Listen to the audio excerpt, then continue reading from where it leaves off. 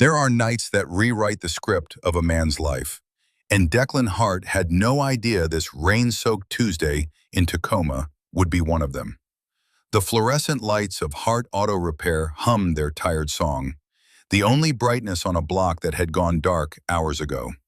Two bays, peeling paint, concrete floors stained with decades of oil. Generous to call it a repair shop, but it was his. But with a loan he was drowning under, kept alive by sheer stubbornness and the muscle memory of 20 years turning wrenches. He stood at the workbench, wiping his hands on a rag that might have been dirtier than his palms. 11:47. The digital clock on the wall had been stuck on that time for 3 days, but his watch confirmed the lateness.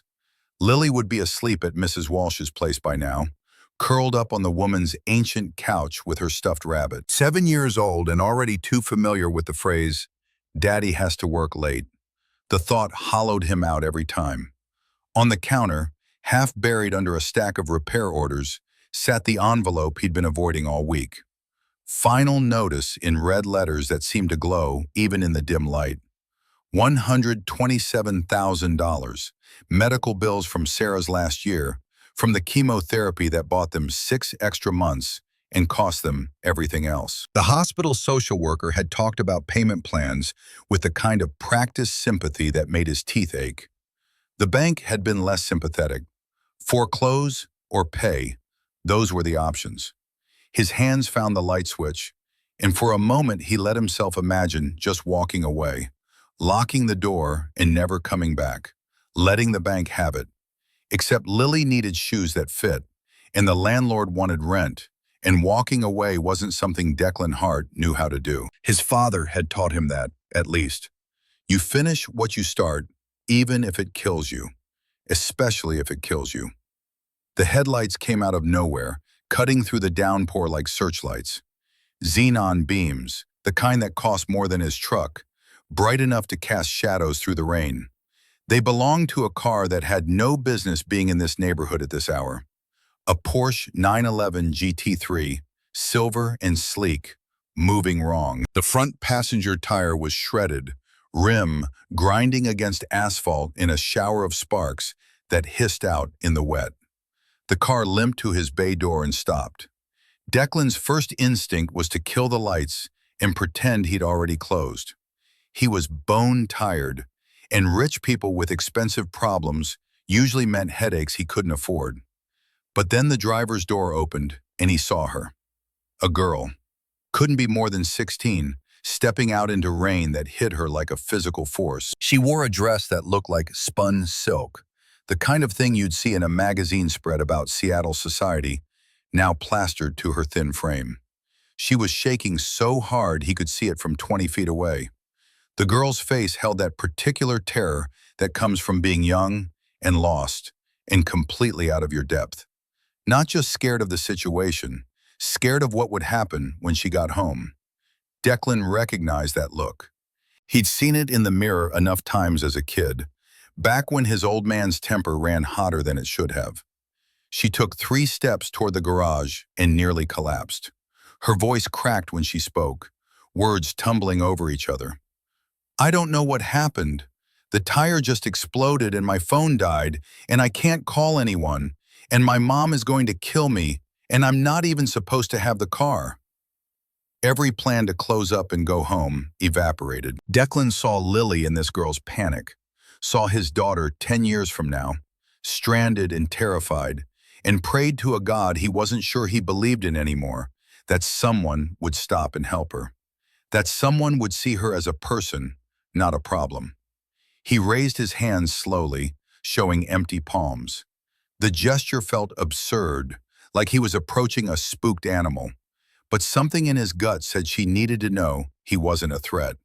"Hey, it's okay. Come inside the garage where it's warm. I'll take a look at the tire." The girl hugged herself tighter, and for a second he thought she might bolt. "I don't have any money. I mean, I have cards, but my stepmom checks everything, and she'll see the charge and she'll know I took the car and—" The words dissolved into something between a sob and a gasp. Declan shook his head. "Kid, get inside before you catch pneumonia. Nobody's asking for money. He ushered her to the battered office chair near the space heater, the only warm spot in the whole building besides the coffee pot. The girl sank into it like her legs had given out. He grabbed his thermos from the desk, the one Sarah had bought him 7 years ago with "World's Best Dad" printed on the side in letters that were starting to fade. Lukewarm coffee, but better than nothing. The girl took it with shaking hands. Does it have caffeine? I'm not supposed to. Something about that, about a kid soaked to the bone and scared out of her mind, still worried about breaking the rules, cracked something in his chest. It's decaf. Drink. He went back out into the rain without waiting for a response. The tire wasn't just flat, it was destroyed. A blowout, the kind that happened when you pushed a car too hard or didn't check the pressure often enough. The rim had taken damage, scraping along the road. He'd need the jack and the spare from the trunk. The problem was, fancy cars like this often didn't carry full-size spares. They had those useless donut tires that were meant to limp you to the nearest dealer. Declan didn't use the air gun. The neighbors had complained before about noise after 10, and old Mr. Patterson next door had a heart condition. Instead, he cranked the lug wrench by hand, feeling every rotation in his shoulders and lower back. Rain plastered his coveralls to his skin. Water ran down his neck, cold enough to make his teeth chatter, but he kept working. 20 minutes to wrestle the destroyed rim off and mount the spare. It was a donut, just as he'd feared. Barely better than driving on the rim, but it would get her home.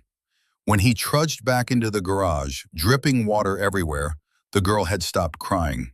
She was staring at the framed photo on his desk. Him and Lily at the zoo last summer, both of them grinning at a sea otter exhibit. That had been a good day. One of the last good days before school started and money got tight again. The girl's voice came out soft, almost shy. She's really cute. Declan wiped his face with his forearm, smearing grease and rainwater. She's a terror, but I keep her around. He moved to the sink to wash his hands, scrubbing with the industrial soap that never quite got all the oil out. You're good to go. Listen to me, though. That's a spare tire, not a real one. Do not go over 50 miles an hour. Drive straight home. You understand? If you push it, that thing will blow just like the other one did, and you'll be worse off. The girl nodded quickly, too quickly, like she was afraid he'd change his mind. She set the thermos down carefully, making sure it was centered on the desk. Do you need your phone? To call someone? Fear flashed across her face again, real and raw. No. If I call, it makes everything worse. I just need to get the car back before anyone notices. That should have been his first warning. A 16-year-old taking a car without permission, terrified of making a phone call, driving around at midnight in a storm. But Declan was tired, and his back hurt, and all he could think about was making sure she got home safe. He grabbed a business card from the holder on the counter, one of the cheap ones he'd had printed at the office supply store. Oil stain in the corner, bent at the edge. He flipped it over and wrote his cell number on the back with a Sharpie. Take this. If something happens, if the car starts shaking or you hear a noise or anything, you call me, day or night. I mean it. My name's Declan.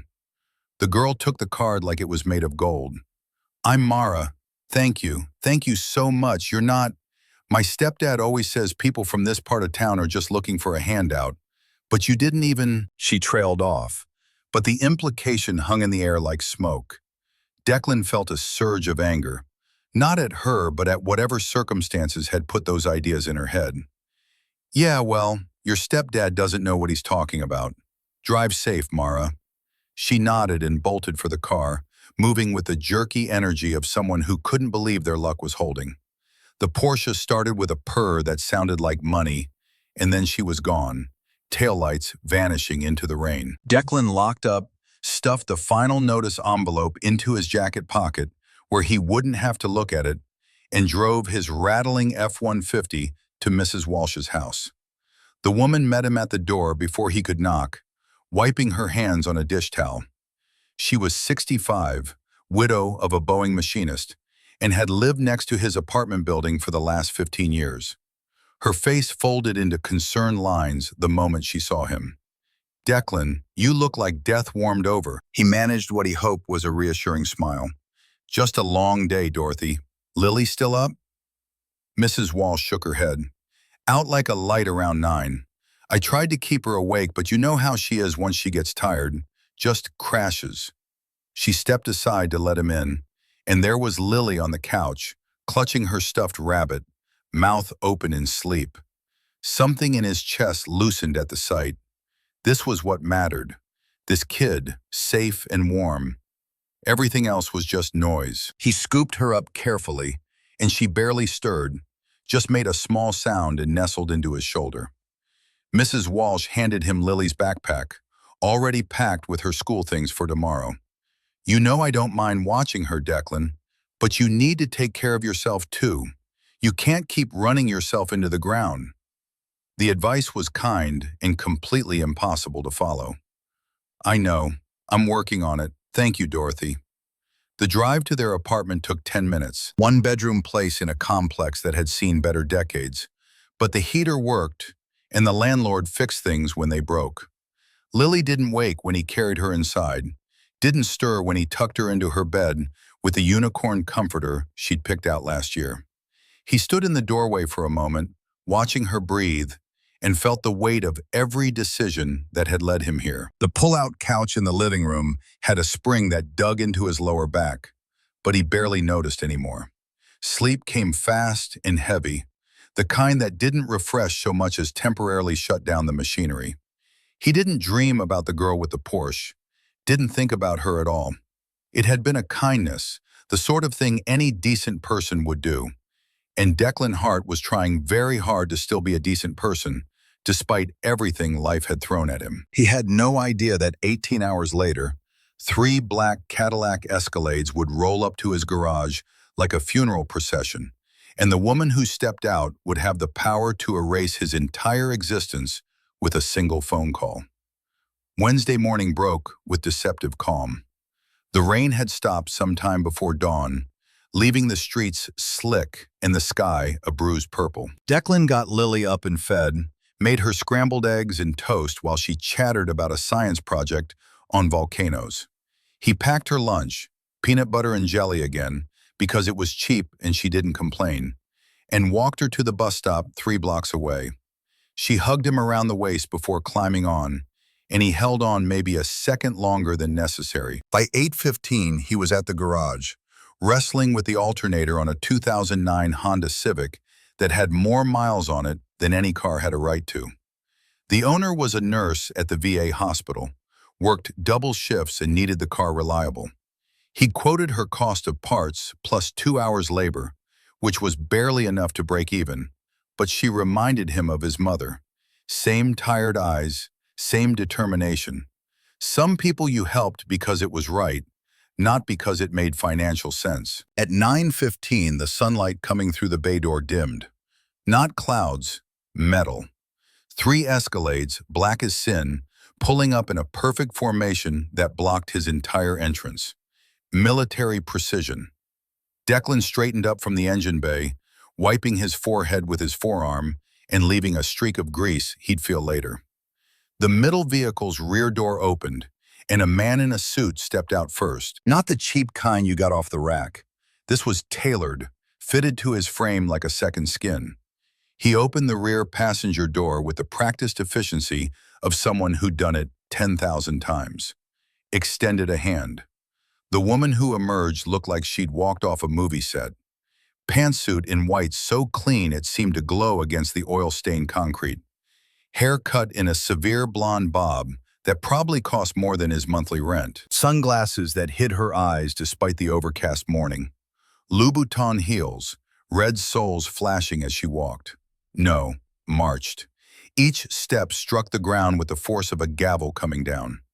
2 men flanked her, security clearly, with earpieces and the kind of alertness that came from military training or private security contracts. They swept the garage with their eyes, cataloging exits and threats, and Declan had the unsettling feeling of being assessed and found wanting. He set down his socket wrench and grabbed a shop rag, making a half-hearted attempt to clean his hands. Can I help you folks? If you're looking for the detail shop, that's 2 blocks east. The woman stopped 5 feet from him, removed her sunglasses with deliberate slowness, and Declan felt the temperature drop. Her eyes were gray-blue, the color of winter storms over Puget Sound, and just as cold. She looked around the garage with barely concealed disgust, her gaze lingering on the oil stains, the ancient coffee maker, the pin-up calendar from an auto parts store that he kept meaning to take down. When she finally spoke, her voice was cultured and controlled, each word precisely enunciated. "Are you Declan Hart?" Something in his gut clenched. "That's me. And you are?" "Victoria Pierce." The name hit him like a physical blow. Victoria Pierce, CEO of Pierce Technologies, the cybersecurity firm that had made headlines for landing a $200 million defense contract last year.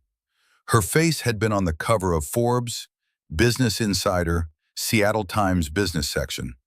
One of the richest women in the Pacific Northwest, with a personal net worth that had more zeros than Declan could comfortably count. And she was standing in his garage, looking at him like he was something she'd scraped off her shoe. He forced himself to meet her eyes. "Okay, what can I do for you, Miss Pierce?"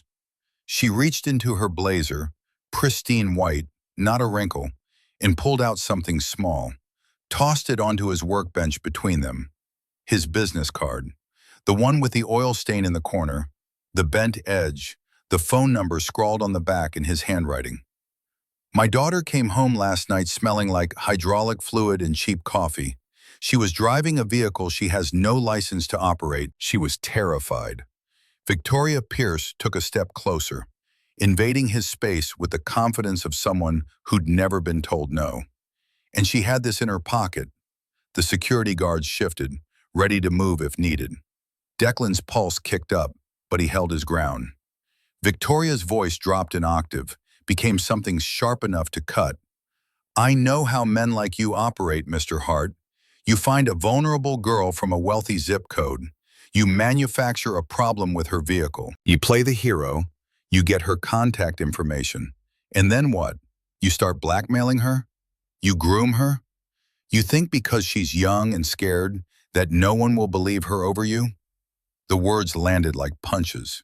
Declan felt heat rush to his face, anger and disbelief warring in his chest. His hands clenched on the rag he was still holding, knuckles going white. "Excuse me?" The words came out harder than he'd intended. "You think I slashed your daughter's tire so I could change it in the rain for free? Lady, you need to check your tire pressure sensors, not my background." Victoria's expression didn't change, but something flickered in those cold eyes. "Don't play coy with me, Mr. Hart. The tire on that Porsche was destroyed. My mechanics tell me it was a blowout, but conveniently, you were right there to save the day. How much did you charge her? Or is the payment coming later, when she's more grateful, more compliant?" Declan laughed, a dry, humorless sound that surprised even him. He threw the rag onto the bench next to his business card. "I didn't charge her anything. Zero. Nothing. I changed her tire in a downpour while she sat in my office drinking decaf coffee because she was scared out of her mind. And you want to know why she was scared?" He stepped forward, ignoring the way the bodyguards tensed. Victoria Pierce held her ground, but her eyes widened slightly. "She was terrified of you. Not the dark, not the flat tire, not me, you. She said her mom would kill her for taking the car. Said if she called anyone, it would make things worse. So yeah, I gave her my number because that spare tire is garbage, and I didn't want a 16-year-old girl stranded on the interstate at midnight when it blew. That's called being a decent human being. I know that might be a foreign concept in your tax bracket, but down here, we actually help each other." The garage fell silent except for the hum of the fluorescent lights and the distant sound of traffic. Victoria Pierce stared at him, her mouth opening slightly as if to speak, then closing. For the first time since she'd arrived, she looked uncertain. The mask of perfect control slipped just enough for him to see something underneath. Something raw and painful and very human. She looked down at his hands, scarred and oil-stained, calloused from years of hard work, then back up at his face, searching for something. Her voice, when she spoke again, had lost its razor edge. "You didn't charge her anything?" Declan shook his head. "Not a penny." Victoria signaled to her security team with a small gesture, and they relaxed fractionally. She picked up the business card, turning it over in her perfectly manicured fingers. Read the words he'd scrawled. "Call if car trouble, Declan." Studied it like it was a puzzle she couldn't quite solve. The silence stretched between them, weighted with something Declan couldn't name. Then Victoria's professional mask slid back into place, though not quite as firmly as before. "My husband Richard thinks you're a predator. He wanted to call the police. I wanted to see you first." Declan grabbed his socket wrench again, turning back to the Honda. His hands needed something to do, or he might say something he'd regret. "Well, you've seen me. If you're done insulting me, I have work. Real work. The kind where I actually have to earn my paycheck." It was a risk, turning his back on her. A calculated one. He half expected her to leave in a fury, to make good on whatever threats she'd implied. Instead, he heard the distinctive click of expensive heels moving closer. "You're bold, Mr. Hart." Victoria's voice carried a note he couldn't quite identify. Amusement? Respect? "I like bold." She reached into her purse, Louis Vuitton, he noticed despite himself, and pulled out a checkbook. Actual paper checks, like something from another era. "I owe you for the service. What's your hourly rate?" Declan didn't turn around, just kept working on the alternator. "I told you. It was free. Nobody does anything for nothing." "I do." He felt her watching him, assessing. When she spoke again, her voice was quieter, more thoughtful. "You're in debt, Mr. Hart. Deep debt. I can see the collection notices from here."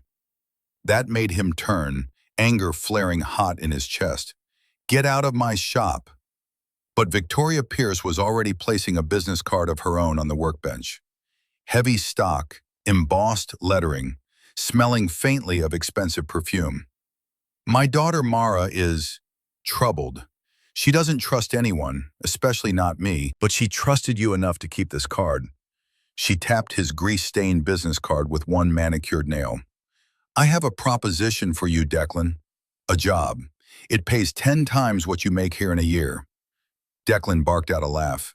"I'm a mechanic, not a babysitter." "I don't need a babysitter."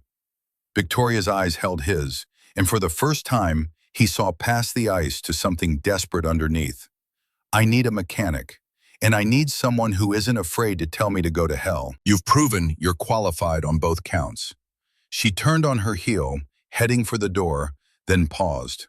The morning light framed her in silhouette, making her seem almost fragile for a moment. Almost. "Be at Pierce Estate at 7 p.m. tonight. Wear a suit. If you don't have one, buy one." Declan opened his mouth to tell her where she could shove her job offer, but she cut him off without looking back.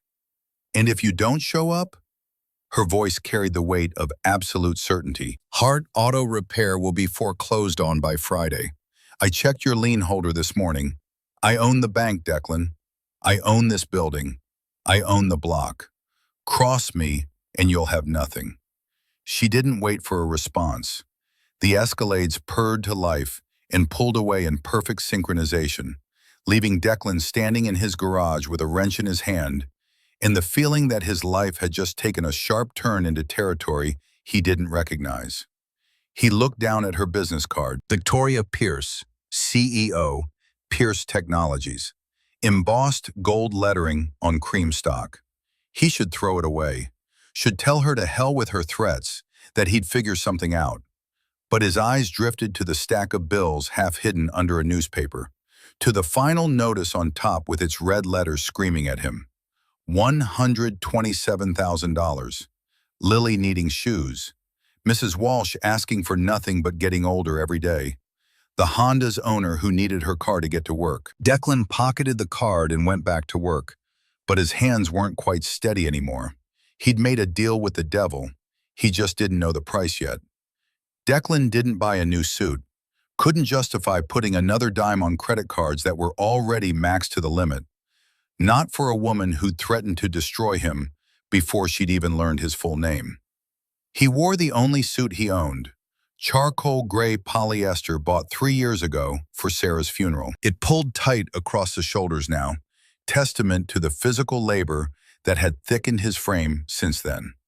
The fabric was cheap enough that you could tell under direct light, but he pressed a white shirt until the creases were sharp, polished his work boots until they shone like mirrors, and told himself dignity didn't require money. The drive to Pierce Estate took him through neighborhoods that got progressively cleaner, houses that got progressively larger, until he was winding up a private road through old-growth Douglas firs.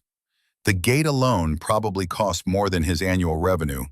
Wrought iron scrollwork, security cameras mounted on stone pillars, sensors embedded in the driveway. It swung open silently as he approached, guided by technology that had already scanned his license plate, cross-referenced it against whatever database Victoria Pierce maintained, and decided he was permitted entry.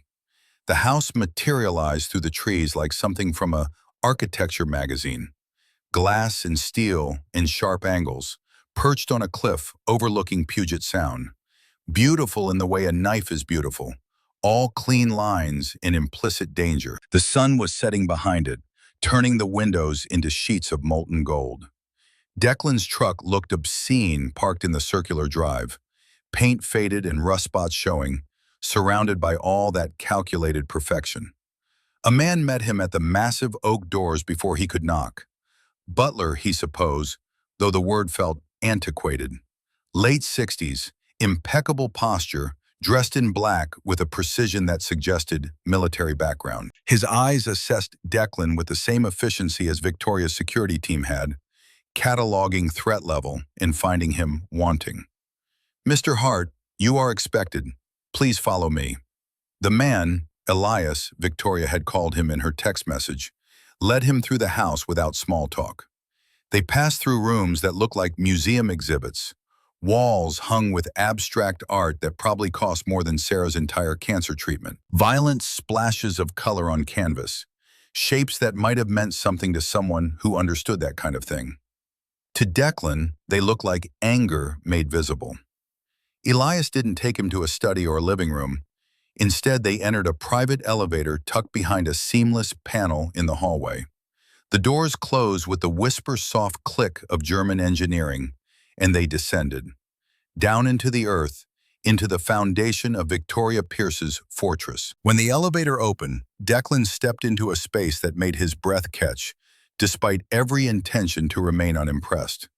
A garage that belonged in a car collector's wet dream, climate-controlled and spotless as a surgical theater. The floor was polished epoxy, gray with metallic flakes that caught the light from LED tracks overhead. The air smelled of leather and motor oil and money. The cars arranged around the space were the kind you saw at auction houses and in coffee table books. A McLaren P1 in chrome blue, curves that seemed to flow like water, even standing still. A vintage Rolls-Royce Phantom, probably from the 60s, cream exterior and wood trim visible through the windows. A Lamborghini Aventador that looked ready to tear through reality itself. Each vehicle was positioned with gallery-like precision, spotlit and perfect. Victoria stood in the center bay, the empty one. She'd changed from her power suit into a silk blouse and tailored slacks, but she seemed no less formidable. If anything, the softer clothes made her harder to read. Beside her stood a man who could only be Richard Graves, the husband she'd mentioned. He was handsome in the way of men who could afford professional grooming, with capped teeth too white to be natural, skin tanned despite Seattle's perpetual gray, hair perfectly styled with product that probably cost more per ounce than Declan's cologne. Richard held a tumbler of amber liquid, bourbon or scotch, something expensive, and his eyes were already glassy with it. When he spoke, the words came out slightly slurred, edges blurred by alcohol. "So this is the night in shining coveralls." Victoria's jaw tightened almost imperceptibly. "Richard, behave." Declan didn't extend his hand. Something about the way Richard was looking at him, assessment mixed with contempt, the kind of gaze that reduced people to their tax brackets, made the gesture feel pointless. "I'm not late. Your gate took 5 minutes to process."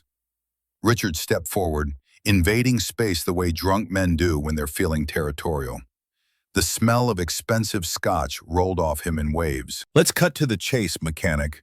My wife thinks you're some kind of savant because you helped our daughter. I think you're a con man who got lucky with a flat tire. But since Victoria controls the charitable foundation budgets, here you are. Show him the car." The venom in that last sentence wasn't directed at Declan. It was aimed squarely at Victoria, a barb in an argument that had clearly been ongoing long before this moment. Victoria's expression remained neutral, but something flickered in those storm-gray eyes. Hurt, maybe, or fury kept on a very short leash. She walked to the covered shape in the center bay without responding to Richard, grabbed the edge of the canvas tarp, and pulled. The car underneath stopped Declan's heart for a full beat. A 1967 Shelby GT500 convertible. Brittany blue metallic, or it had been once. One of the most iconic muscle cars ever built in Detroit, the kind of machine that turned grown men into slavering collectors at auctions. Eleanor's prettier sister, American power and beauty married in steel and chrome. Except this one was a corpse. The front end was crushed inward like an accordion, metal folded on itself in ways that told the story of catastrophic impact.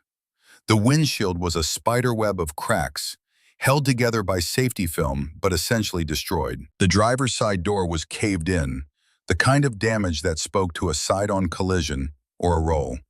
Leather interior torn and stained.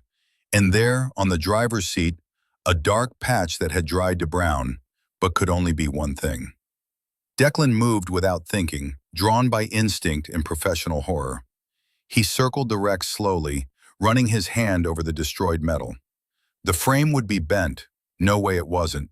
Suspension components sheared or twisted beyond recovery. Engine block might be cracked from the force of impact. This wasn't a restoration project. This was a death memorial on wheels. Jesus. The words slipped out unbidden. What happened to this thing? The silence that followed felt heavy enough to crush bone. Richard took a long pull from his tumbler, ice clinking, and turned away. When Victoria finally spoke, her voice had lost all its boardroom certainty. An accident, 10 years ago. Declan looked up from where he'd been examining the destroyed suspension. "You've kept a totaled classic in climate control for 10 years without touching it?" Victoria's hand traced along the edge of the crumpled hood, fingers following the line where paint gave way to bare metal. "I want it restored, to factory condition.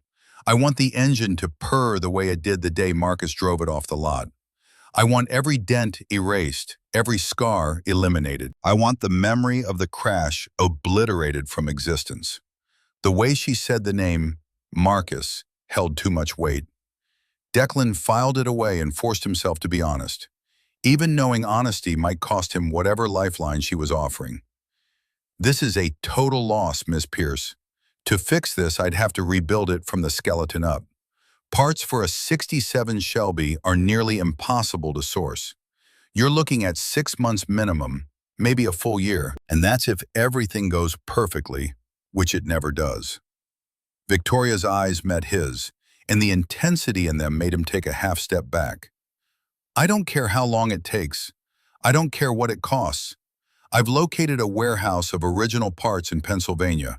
They'll arrive next week. You work here every night, 6 p.m. to midnight. Keep your garage during the day, but your nights belong to me." Declan wanted to ask why. Why this specific car? Why now?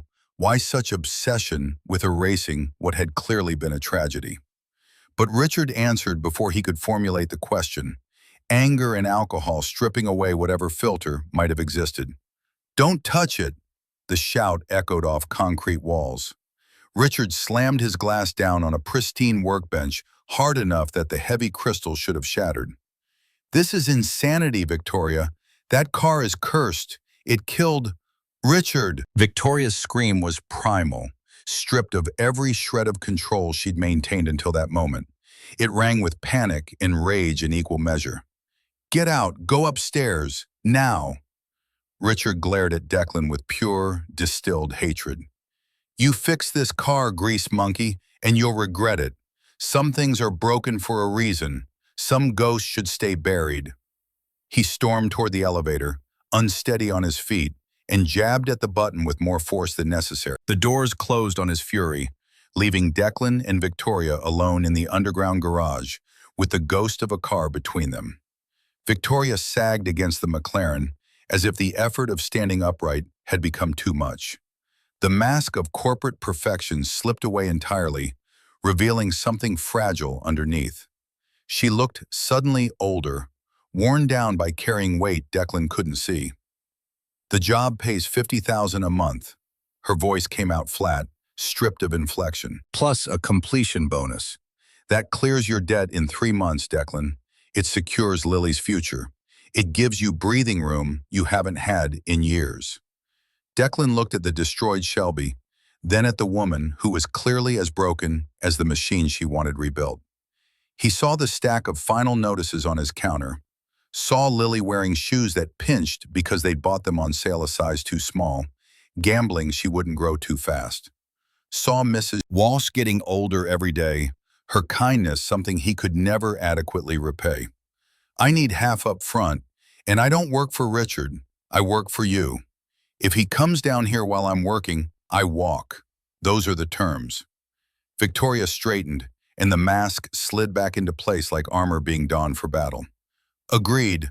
Elias will have the check cut before you leave tonight. Declan pointed at the dark stain on the driver's seat, the question he couldn't not ask. Is that blood? Victoria turned away, walking toward the shadows at the edge of the garage, where the light didn't quite reach. Her voice floated back, small and broken. Just fix the car, Declan. Please. 3 weeks later, Declan's relationship with exhaustion had evolved from antagonistic to something approaching Stockholm Syndrome. The bank lien had evaporated with Victoria's first check. $50,000 that cleared faster than anything he'd ever deposited. He'd paid off the most urgent debts, bought Lily the purple bicycle she'd been wanting, streamers on the handlebars, bell that rang clear as laughter, watched her face light up like he'd given her the moon. But the price of that financial relief was being paid in sleep and sanity. 8 a.m. to 5 p.m. at Hard Auto, keeping his regular clients happy, maintaining the reputation that had taken 15 years to build. Then 6 p.m. to midnight at Pierce Estate, descending into that underground cathedral of machines to wage war against the Shelby's destroyed chassis. Mrs. Walsh watched Lily every evening without complaint, but the concern in her eyes grew sharper each time he picked his daughter up after midnight. The work itself was brutal and meditative in equal measure. Declan had stripped the car down to its skeleton, removing every component until only the bare frame remained. Metal stripped of pretense, showing its wounds. He'd spent 4 days with a hydraulic press and a measuring laser, straightening the frame millimeter by millimeter. The precision required was maddening. Too much force and the frame would crack, too little and the geometry would remain wrong, making the car undrivable. The garage was silent most nights except for the sounds of labor. Metal on metal, the hiss of welding equipment, the occasional curse when something didn't line up as it should. Richard kept his word and stayed away, though Declan sometimes felt eyes on him from the elevator camera. Victoria appeared intermittently, standing at the edge of the workspace, watching without speaking. Her presence was neither intrusive nor comforting. She simply existed on the periphery, a ghost observing the resurrection of another ghost. Then Mara started coming down. It began innocuously enough. She'd appear under the pretense of grabbing a soda from the garage refrigerator stocked with drinks Declan never touched. Expensive craft sodas, imported waters, things that cost more per bottle than he spent on lunch. She'd linger, watching him work, pretending to scroll through her phone. By the end of week 4, She wasn't pretending anymore. The girl was lonely in a way that transcended simple isolation. She had everything money could buy and nothing that mattered. Declan recognized the signs because he'd seen them in the mirror often enough after Sarah died. That particular hollowness that comes from being surrounded by people who see through you rather than seeing you. On a Tuesday evening in week 5, Mara hopped up on a stool near his workbench while he was calculating fuel-air mixture ratios for the rebuilt engine. She watched him work through the math for maybe 3 minutes before sighing dramatically. "You're doing it wrong." Declan looked up, grease smeared across his nose from wiping his face without thinking. "Excuse me? I've been fixing cars since before you were born, kid." "Yeah, but that's basic algebra." Mara slid off the stool and plucked the notepad from his hand before he could protest. "You forgot to carry the variable here. Look." She scribbled corrections with the mechanical pencil he kept behind his ear, her handwriting surprisingly neat for someone who spent most of her time on devices. Declan checked her work, following the equations, and felt something between embarrassment and amusement. The kid was right. "Okay, Einstein, you think you're smart? Hand me a 10mm socket without asking what it looks like." Mara's eyes lit up with something like challenge. "Try me." Within a week, she'd become his unofficial apprentice. She wasn't afraid of the dirt and grease that came with real work. In fact, she seemed to crave it. The only time she looked truly relaxed was with oil under her fingernails, helping Declan sand down a rusted fender or test electrical connections. They fell into an easy rhythm, working in comfortable silence, broken by conversation about everything and nothing. School, boys, the way Richard pretended she didn't exist unless Victoria was watching. The way her mother seemed to look through her rather than at her, as if Mara were a problem to be managed rather than a person to be known. On a Wednesday evening in week 7, while Mara was cleaning spark plugs with careful precision, she spoke without looking up. "She doesn't love me, you know. My mom. She loves her reputation, her company. When she looks at me, she sees..." The girl's voice trailed off, thick with emotion she was trying to contain. "I don't know. A mistake, maybe." Declan was wrestling with a particularly stubborn bolt, applying steady pressure to avoid stripping the threads. He didn't look at Mara, sensing she needed the privacy of not being watched while she confessed painful truths. "She looks at you and sees herself, and she's terrified she's going to mess you up the way she thinks she's messed up her own life." "How would you know?" Now he did look at her. This girl who was so much like Lily might be in another decade. "Because I look at my daughter every day and I'm scared to death that I'm not enough. That trying to be both parents means I'm failing at both jobs. Parents are just people, Mara. Mostly we're faking it and hoping nobody notices." The elevator chimed before Mara could respond. She froze, eyes darting to the doors with something that looked like panic. Victoria emerged, carrying 2 glasses and a bottle of rye whiskey from some boutique Oregon distillery.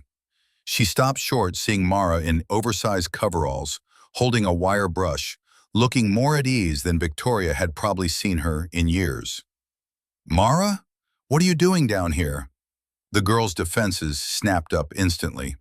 "Helping. I was just leaving." Declan cut across her retreat, keeping his voice level. "Stay. She's actually helping. Got better hands for the small wiring than I do." Victoria looked from him to her daughter and back again. Saw the smudge of grease on Mara's cheek. Saw the ghost of a smile that was already fading from the girl's face. Something complex and unreadable moved across Victoria's features. Surprise, maybe. Hurt. Longing. "I brought drinks. For the mechanic."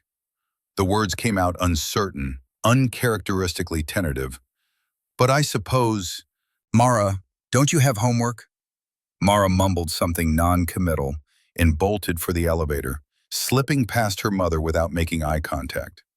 The doors closed on her escape, leaving Declan alone with Victoria and the weight of all the words neither of them knew how to say. Victoria set the glasses on the workbench next to a disassembled carburetor, poured 2 measures of whiskey with hands that trembled slightly. You have my daughter cleaning spark plugs. Declan accepted the glass she offered, the crystal heavy in his grease-stained hand. She's good at it. Smart kid. You should be proud. I am proud. The whisper carried more pain than any shout. I just don't know how to talk to her. Everything I say comes out sounding like a board directive. Do this. Accomplish that. I've forgotten how to just be her mother.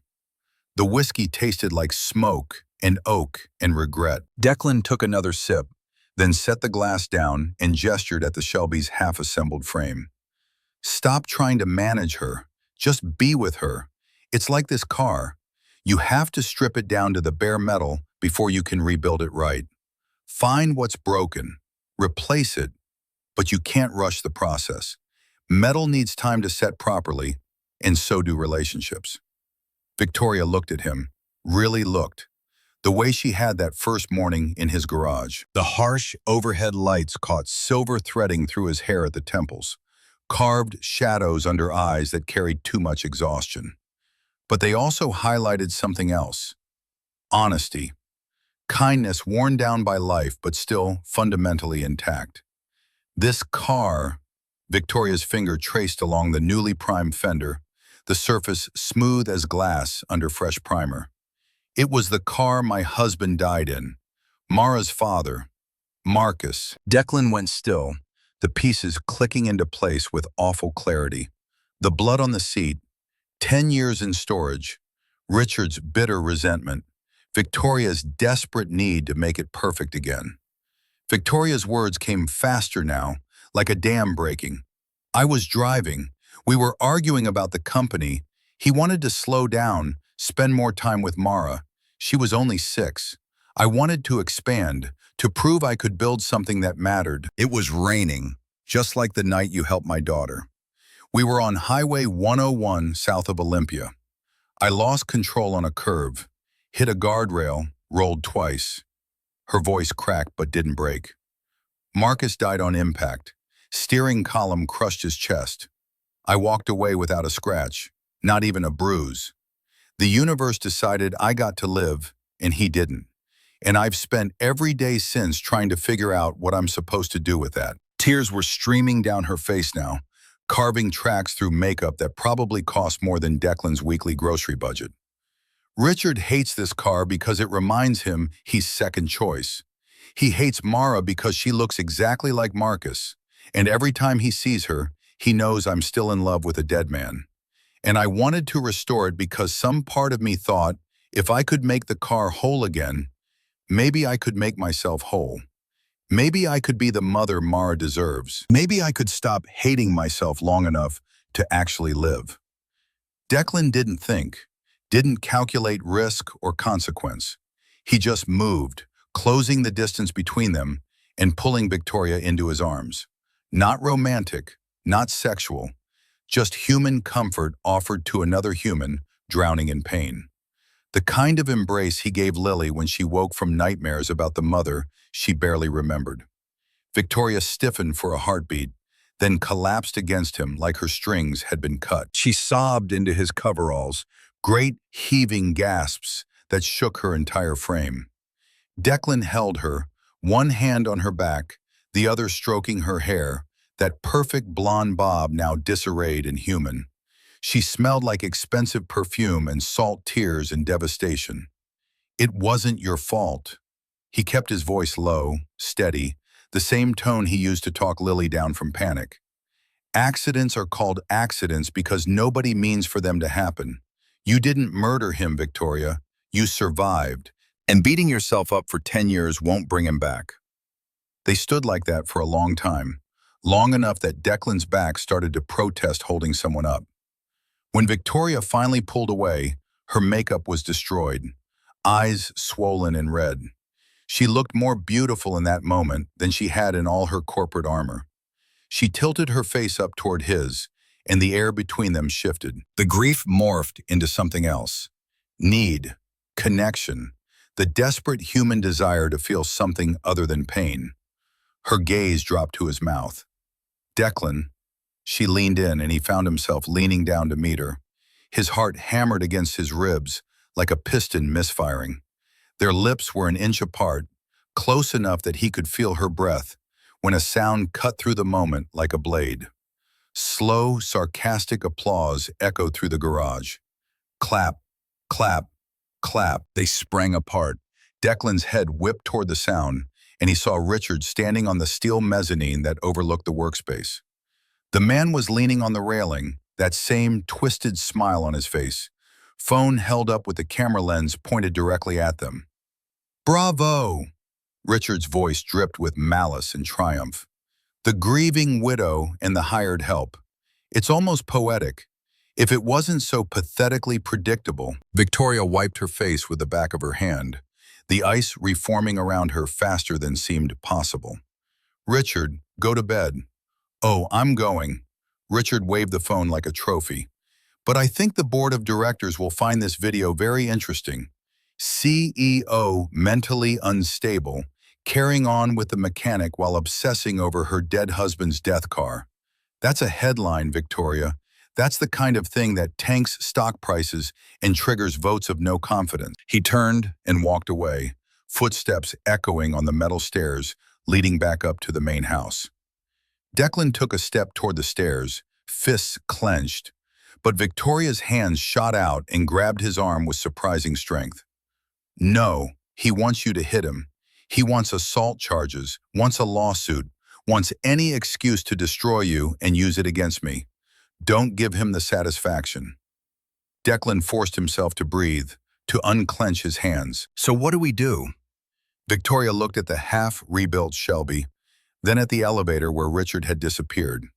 When she spoke, her voice had gone cold and hard as January steel. "We finish the car, and then I destroy him." But Declan saw the tremor in her hands, the fear lurking behind the bravado. Richard had ammunition now. In the world of billion-dollar companies and hostile takeovers, information was more lethal than any weapon. The silence in Pierce Estate's underground garage became deafening over the next 5 weeks. Declan and Victoria worked in synchronized orbit, circling each other like binary stars locked in gravitational dance, but never quite touching. They didn't speak about the almost kiss, didn't acknowledge Richard's threat hanging over them like a guillotine blade. They just worked. The Shelby was transforming.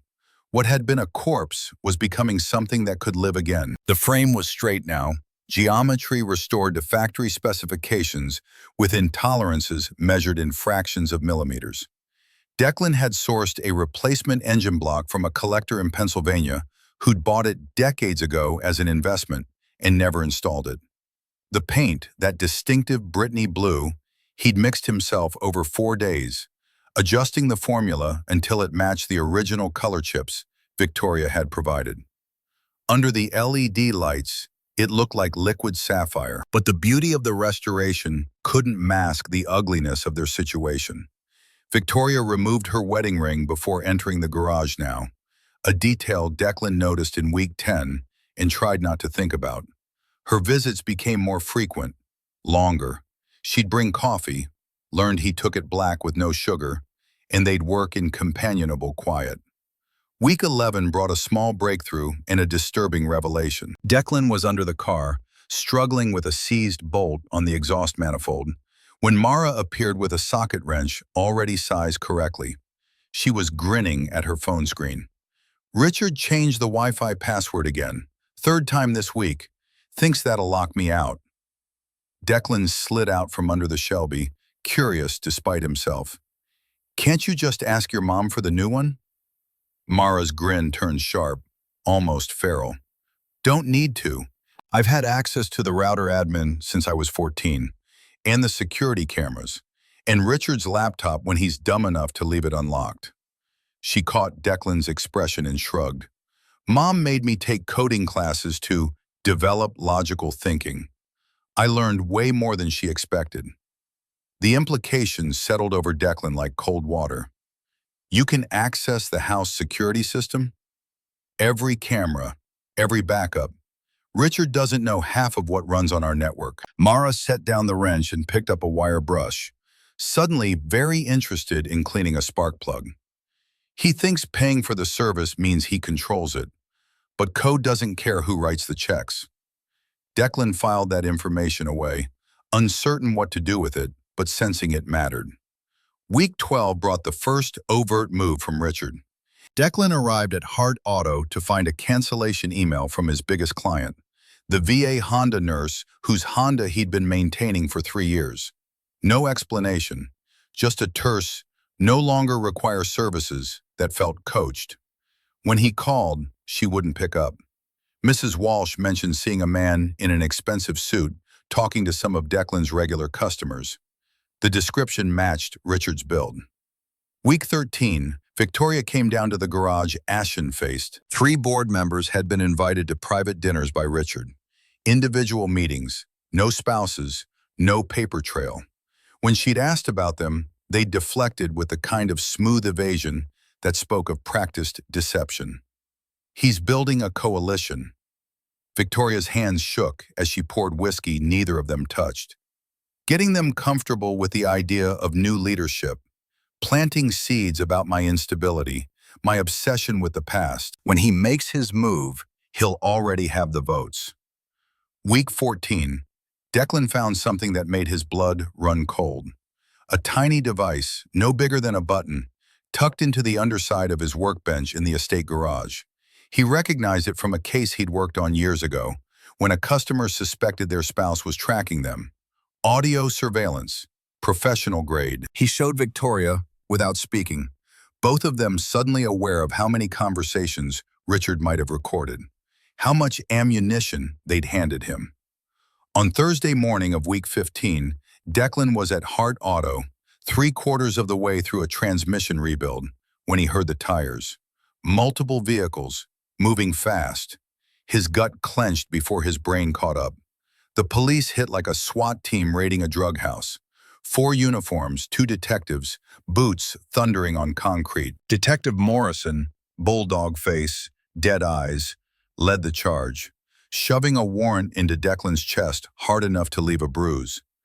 Declan Hart, you're under arrest for grand larceny, receiving stolen property, and corporate espionage. The words felt like they were coming from underwater. Declan's hands went up automatically, muscle memory from growing up in neighborhoods where compliance kept you alive. There's been a mistake. I work for Pierce Technologies. Miss Pierce hired me. Save it. Morrison spun him around, slammed him face first into the lift. The impact split Declan's lip, filled his mouth with copper. Handcuffs bit into his wrists, clicking tight enough to cut circulation. We got a very detailed tip about parts you've been stripping from their private collection. Another officer emerged from the back office, evidence bag held high like a trophy. Inside, gleaming chrome, unmistakable even through plastic, was a vintage Shelby fuel injection system worth more than Declan's truck. His stomach dropped into his boots. I've never seen that before. That's from the car I'm restoring. It should be at the estate. Yeah, funny how that works. Morrison's smile was ugly. Rich guy plays hero, poor guy takes the fall. Story old as time. They dragged him outside into morning sun that felt obscene. Neighbors had gathered. Mrs. Walsh on her porch, hand pressed to her mouth, tears streaming down her weathered face. Mr. Patterson, from next door, shaking his head. A lifetime of reputation built through honest work, destroyed in 30 seconds. As they shoved him into the cruiser, Declan caught a glimpse of black metal down the block. Richard's Escalade, window down just enough to show his face. That smile. That goddamn smile. Richard raised his hand in a lazy salute, and Declan understood with perfect clarity. This had never been about the car. It was about power. About making sure Declan knew his place. The sirens drowned out everything else. The holding cell smelled like industrial cleaner fighting a losing battle against decades of human misery. Declan sat on the metal bench, elbows on knees, hands clasped so tight his knuckles went white. The clock on the wall read 11:23 a.m., 4 hours and 37 minutes until school let out. He tried to think strategically, to plan, but his mind kept circling back to Lily. 7 years old, waiting at the pickup spot, scanning every face for the one that mattered. The teacher would wait 15 minutes, then 20, then they'd call Mrs. Walsh's number, the emergency contact. But Mrs. Walsh had seen him arrested. Would she even answer? 30 minutes after that, Child Protective Services would be notified. A social worker would arrive with soft eyes and a clipboard. Lily would be scared, confused, asking for her daddy in that small voice she used when nightmares woke her at 2 a.m. By dinner time, she'd be in a foster home with strangers, clutching her stuffed rabbit, the only piece of her mother she had left. Declan's breath came in short gasps. The walls pressed in. He counted cracks in the concrete. 47, always 47, trying to anchor himself to anything real. 3 years ago, Sarah had lain in a hospital bed 2 miles from here, skeletal from chemo, thinning hair against cheap pillows. She'd taken his hand with what little strength remained and made him promise. Take care of our girl.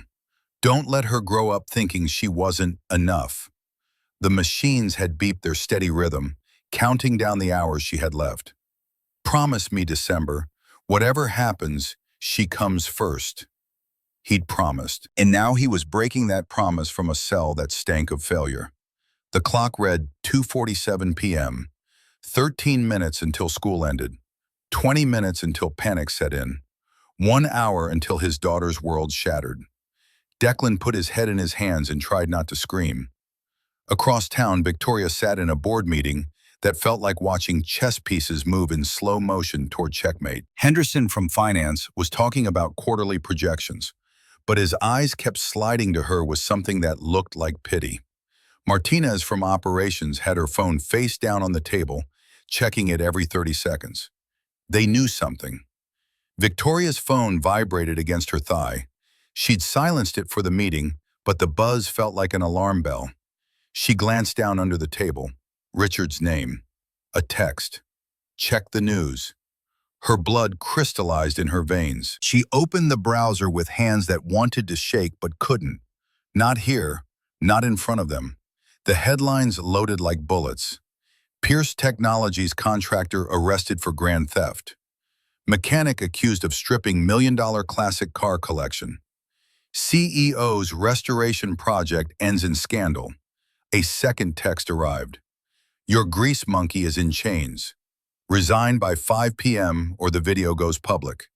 I'll testify you were his accomplice. The company, the house, and Mara all become mine. Your choice, darling. Victoria stood so abruptly her chair crashed backward. 15 faces turned toward her, expressions ranging from concern to calculation. She saw Henderson's mouth open to speak and cut him off with a single raised hand. Meeting adjourned. Now. She walked, didn't run, wouldn't give them that, to her office. Locked the door, called her head attorney with fingers that finally allowed themselves to tremble. Get Declan Hart out. Whatever it costs. Mortgage my personal assets if you have to. The lawyer's voice carried the careful neutrality of someone delivering a terminal diagnosis. Miss Pierce, I'm afraid that's not possible. The DA is pushing for no bail, citing flight risk, and I've just received Richard's affidavit, submitted this morning. He claims you were unaware of any theft, positions himself as the concerned party who discovered the crime. If you intervene now, it looks like obstruction, like you're protecting a lover you're alleged to have. He paused. There's video, Victoria. He has video of you and Hart in compromising circumstances. If this goes to trial, your credibility is destroyed before we even begin. The phone hit the wall hard enough to crack the screen and dent the drywall. Victoria sank into her chair, staring at the city sprawled below her window. She'd built an empire in this place, commanded rooms full of men who thought they could intimidate her, made decisions that moved markets and shaped lives. And she was powerless to save one decent man from being crushed by her mistake of a second marriage. Help Declan, and Richard would paint her as unhinged, use the video to force her resignation, take everything, including Mara. Do nothing, and Declan went to prison while she kept her kingdom of ash. The door opened. She hadn't heard a knock, hadn't buzzed anyone in. Victoria's head snapped up, ready to destroy whoever had ignored a locked door. Mara stood in the doorway wearing Victoria's blazer over her school uniform. The jacket swallowed her thin frame, sleeves hanging past her wrists. But something in her posture, shoulders back, chin up, eyes blazing with purpose, made her look older than 16, made her look dangerous. He didn't do it. Victoria's voice came out raw, stripped of its usual polish. I know, but Richard planned this perfectly. I can't prove anything without destroying us both. Richard's an idiot. Mara crossed to the desk and set down her laptop with careful deliberation. He thinks because he pays the bills, he understands technology. He doesn't. She opened the laptop, fingers already flying across keys. Remember those coding classes you made me take last summer? The ones I complained about every single day? Lines of code scrolled past faster than Victoria could follow. I learned a lot more than Python basics. Victoria leaned forward, hope kindling in her chest like a flame in wind. Fragile, desperate. Mara, what are you saying? I'm saying Richard wiped last night's garage camera footage. Thought that covered his tracks. Mara's smile was sharp enough to cut. But 6 months ago, he installed a nanny cam in the garage to spy on you. Thought you didn't know about it. The footage backs up to a cloud server he forgot existed because he doesn't understand his own security system. She hit enter with the finality of a judge's gavel. Video filled the screen, night vision, grainy but clear. Timestamp, 3:17 a.m. Richard entered the garage with another man, face hidden by a hoodie. They moved to the Shelby with professional efficiency, removing the fuel injection system with tools they'd brought. Richard handed over an envelope thick with cash, then a box. His voice came through, tinny but audible. Planted in his shop, back office, behind the filing cabinet where he keeps the old records. Make it look like he was trying to hide it. The hooded man nodded. When should I call it in? 8:45 sharp, anonymous tip. Say you saw him loading parts into his truck last night. Richard's smile was visible, even in night vision. By noon, he'll be in a cell. By 5, Victoria will have no choice but to resign. By midnight, Pierce Technologies will be mine. The video stopped. Victoria stared at the frozen frame, Richard's face caught in a moment of unguarded triumph, then looked at her daughter, really looked, not at the troubled teenager or the responsibility she'd failed, at the warrior who'd taken action while adults froze, at Marcus's daughter who'd inherited his courage instead of Victoria's caution. You found this. You recovered it from a secured system. Mara's hands shook now that the demonstration was over, adrenaline giving way to nerves. I made 3 backups, different servers, different encryption. He can't delete them all. She met Victoria's eyes. Mom, you have to go get Declan. Right now. I don't care about the board or the company or any of it. If we let him rot in there because we're scared of what Richard might do, then we're exactly as bad as Richard says we are. Victoria stood, walked around the desk, pulled her daughter into an embrace that felt like the first real connection they'd had in years. Mara's shoulders trembled, and Victoria held tighter, trying to compress a decade of failed parenting into this one moment. When she pulled back, Victoria gripped Mara's shoulders and looked into eyes that were so heartbreakingly like Marcus's. Get your things. We're leaving now. The police station had the institutional atmosphere of a place designed to strip away dignity. Victoria Pierce walked through those doors in her power suit and Louboutins like she owned the building, which technically, through various investments, she partly did. Mara followed one step behind, laptop clutched to her chest like armor. The desk sergeant started to speak, probably some variation of, "You'll need to wait," but Victoria's voice cut through like a blade through silk. I need to see Captain Patterson, now. This is not a request. Something in her tone, or perhaps her reputation, moved the gears of bureaucracy faster than usual. 5 minutes later, she stood in the captain's office. Detective Morrison sat in the corner wearing an expression of smug satisfaction. The captain, gray-haired, exhausted, caught between politics and procedure, gestured to chairs. Miss Pierce, I understand you're concerned, but the evidence in this case is substantial. The evidence is fabricated. Victoria didn't sit. Mara, show them. Mara turned the laptop around and pressed play. The office filled with Richard's voice, his confession captured in digital permanence. Morrison's face cycled through red to white to gray. The captain watched twice, then sat back in his chair heavily. Detective Morrison. His voice had gone cold. Where did you get your tip? Morrison's jaw worked silently. Richard Graves called it in personally, said he'd witnessed suspicious activity and felt obligated. You didn't think it was strange that a CFO was calling in tips about his own company's contractor at 8:45 in the morning? The captain's tone could have frozen nitrogen. Unarrest Hart immediately and get me an arrest warrant for Richard Graves. Multiple felonies. Do it now. The walk to the holding cells felt endless. Victoria's heels clicked on linoleum that had seen too many tragedies, her heart hammering hard enough to make her lightheaded. When the guard opened Declan's cell, he didn't look up. Just sat hunched on the bench, the picture of a man who'd lost everything. I told you, I want a lawyer. You don't need a lawyer, Declan. His head snapped up. Victoria stood backlit by harsh fluorescence, and behind her, Mara peeked around the doorframe. The expression that crossed his face, disbelief crashing into hope, crashing into desperate relief, made Victoria's throat close. He stood on legs that shook. Victoria. She walked into the cell and wrapped her arms around him. Declan held her like she was the only real thing in a world gone sideways. She felt him trembling, or maybe that was her. Hard to tell where one body ended and another began. I'm sorry, God, Declan, I'm so sorry. He pulled back, panic flooding his features. Lily. What time is it? School ended an hour ago. If nobody picked her up, Mrs. Walsh has her. Mara's voice was quiet but steady. I called her from the car, told her you were helping us with an emergency, and asked if she could get Lily from school. She said yes immediately.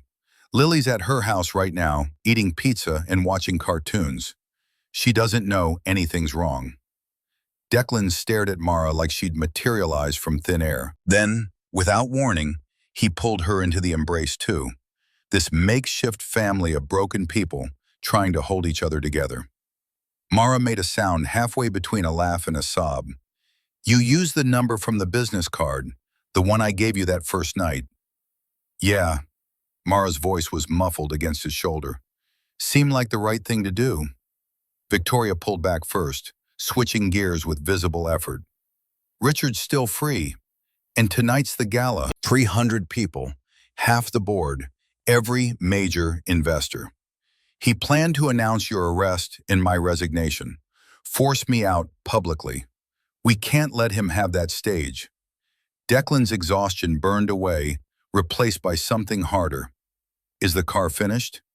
Mechanically, yes, but it needs final tuning, and we need to test it. The fuel injection system was in evidence until 20 minutes ago. She checked her watch. It's 4 p.m. The gala starts at 8. I need tonight and tomorrow to do it right. Declan's voice carried absolute certainty. We can't rush the timing. One mistake and the engine seizes at the worst possible moment. Tomorrow night then, Friday's gala. Victoria nodded. Richard will be even more confident, more vulnerable. Declan met her eyes. He tried to take my daughter from me, tried to destroy everything I've built. I'm not letting him win. They spent Thursday night and all of Friday in the estate garage. Declan worked with the focused intensity of a man who'd found purpose in precision. The fuel injection system had to be perfect. One miscalibration and the engine would flood or starve, leaving them dead in the water at the worst possible moment. Mara assisted, handing tools before he asked, learning to read his body language the way surgical nurses learned surgeons' rhythms. Victoria watched, occasionally helping but mostly bearing witness. This wasn't just about the car anymore. It was about proving that skill and integrity could triumph over money and malice. Friday at 2 p.m., Declan slid into the driver's seat for the first real test. His hands trembled as they gripped the wheel. Victoria stood by the hood, Mara by the door, both holding their breath without realizing it. The key turned. The starter caught. The engine coughed, sputtered, died. Victoria's heart dropped. "Declan, give me a minute." His voice was steady despite everything. He popped the hood, checked fuel lines, verified pressure. The timing was off by fractions of a second. He adjusted, recalibrated, tried again. Second attempt. The engine roared, shook violently, seized. Declan killed the ignition before damage could occur. Mara stepped forward. "Let me check the electrical." "It's not electrical, it's air mixture." Declan was already elbow deep in the engine bay, making micro adjustments to the carburetor. Tweaks measured by feel more than instruments, the kind of expertise that came from 3 decades of intimate knowledge. Third attempt. The key turned. The starter engaged. The engine caught, coughed, roared, sang.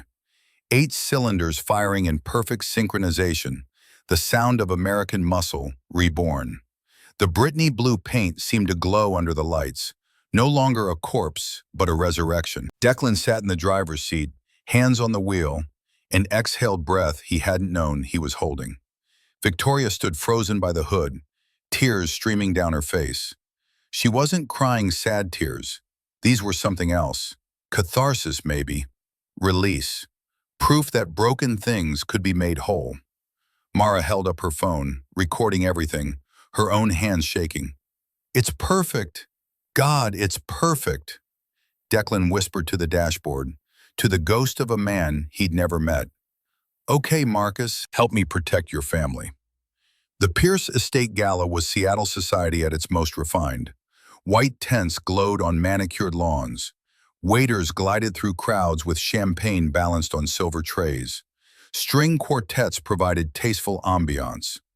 300 people in formal wear, representing billions in collective net worth, gathered to celebrate innovation and philanthropy and all the things wealthy people celebrated when they needed tax write-offs. Richard stood at the podium in the ballroom, testing the microphone, looking every inch the conquering executive. He'd chosen a navy suit that photographs well, practiced his speech in the mirror until every pause landed perfectly. The board members he'd courted sat in the front row, expressions carefully neutral but eyes calculating. They'd already made their choice. Victoria was brilliant but unstable, obsessed with the past. Richard was practical, forward-thinking, the future. In the underground garage, Victoria zipped up the red dress that had cost more than most people's monthly salary. It felt like armor, war paint. Mara helped with the zipper, their eyes meeting in the mirror. "Whatever happens tonight," Victoria's voice was steady, "I want you to know I'm proud of you. Not because of your grades or your coding skills, because of your courage." Mara's smile was tentative, but real. "Let's go destroy him, Mom." Declan adjusted his borrowed tuxedo, properly tailored this time, courtesy of Victoria's rush order. He looked at the Shelby, then at the 2 women who'd become something like family in the span of 15 weeks. "Everyone ready?" They were ready. At 8:47 p.m., Richard tapped the microphone and began his carefully rehearsed speech. "Ladies and gentlemen, thank you for joining us this evening. What should have been a celebration has unfortunately become a moment of necessary transition. Due to recent events involving criminal activity and grave mismanagement, Victoria Pierce will not be joining us tonight. It is with a heavy heart that I announce." The Shelby's engine note cut through his words like a chainsaw through tissue paper. 300 heads turned toward the ballroom's French doors as they exploded inward. Declan drove the car inside, slowly, deliberately, letting the engine's roar fill every corner of the vast space. The crowd parted like the Red Sea, champagne glasses freezing mid-sip. Richard's face cycled through confusion, recognition, and pure terror in 3 seconds flat. Declan drove right up to the stage, put the car in park, killed the engine. The silence that followed felt absolute.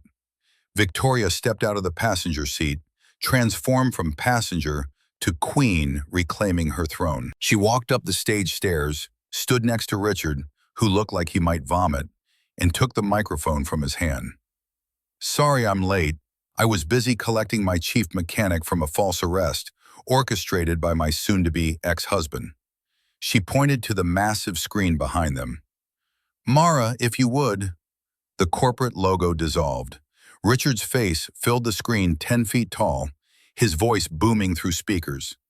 "Planted behind the filing cabinet. Call it in at 8:45 sharp. By 5, Victoria will resign. By midnight, Pierce Technologies is mine." 300 of Seattle's elite watched Richard commit multiple felonies in 4K. Gasps turned to murmurs, turned to outraged conversation. Camera phones appeared, capturing everything for posterity and social media. Richard lunged for the laptop, but Declan was already there. He vaulted onto the stage and caught Richard's wrist mid-reach, twisted it behind his back with the controlled strength that came from years of manual labor. Richard struggled, but Declan held firm. "That's for the car." Declan's voice was low, meant only for Richard's ears. Then louder, nodding toward the wing. "And this is for the tire." Detective Morrison in 2 uniforms stepped from behind the curtain, handcuffs ready. They hauled Richard to his feet and cuffed him in front of 300 witnesses. His protests: "This is illegal. Entrapment. I'll sue everyone," echoed off the vaulted ceiling as they dragged him toward the exit. The crowd erupted. Not polite applause, genuine, thunderous approval. Victoria let them have their moment, then raised her hand for silence. To be clear, Pierce Technologies was never in danger. The only thing at risk was one man's ambition colliding with another man's integrity. I'm pleased to introduce you to Declan Hart, whose work over the past 4 months resulted in what you see behind me: a complete restoration of a 1967 Shelby G T500, and more importantly, the restoration of faith that skill and honesty still matter in this world. She turned to Declan, and the look in her eyes made the ballroom disappear. "You clean up well, Hart." "I try. Does this mean I get that completion bonus?" Victoria laughed, a real sound, full of genuine joy, and grabbed his tie, pulling him down to her level. "I think we can negotiate." She kissed him in front of the board, the investors, the press, and 300 witnesses. Kissed him like he was oxygen and she'd been drowning. The crowd lost its collective mind. When they finally broke apart, Victoria kept her hand in his and turned back to the microphone. "The gala will continue. Please enjoy the evening. Pierce Technologies is stronger than ever." She led Declan off the stage, Mara joining them in the wings. The 3 of them stood together, watching the crowd reform around the scandal, already spinning narratives they'd share for years. "What now?" Mara asked. Victoria looked at Declan, then at her daughter. "Now we go home, all of us, together." Outside, rain had started falling, soft and gentle this time, not the punishing storm that had started everything. Declan thought about that Tuesday night 15 weeks ago, about a scared girl and a flat tire, and a choice to stop instead of drive past. Some things worth having start with the smallest acts of kindness. Some families are built from broken pieces, and some debts, the ones paid in integrity instead of currency, come with interest that money could never buy.